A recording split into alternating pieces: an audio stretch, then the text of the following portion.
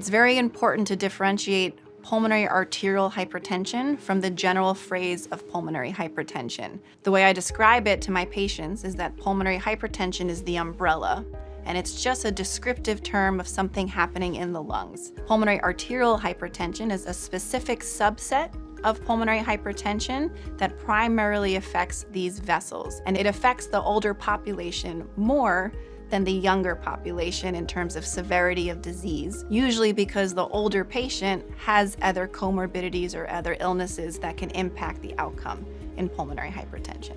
The biggest issue with pulmonary arterial hypertension is that the symptoms overlap with many common heart and lung conditions. The biggest symptom is always going to be shortness of breath.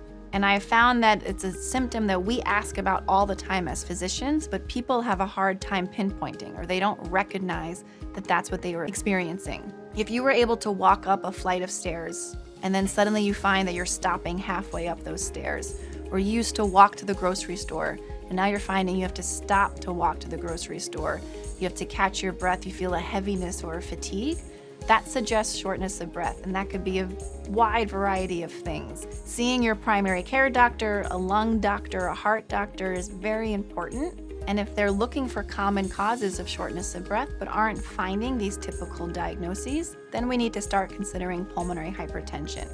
You can start to get dizziness, which is usually more end stage. So we mentioned this earlier, but we want to capture it before it's headed to the point that you feel like you're passing out. You may notice weight gain, swelling of your legs, your belly may feel bloated, your pants are fitting tighter because you're holding on to too much fluid. Blood isn't getting through your heart and to your kidneys the way we would like, and so that water gets retained. You may start to feel that you're flushed, you get palpitations like your heart is beating really fast for doing things that used to not be a problem for you.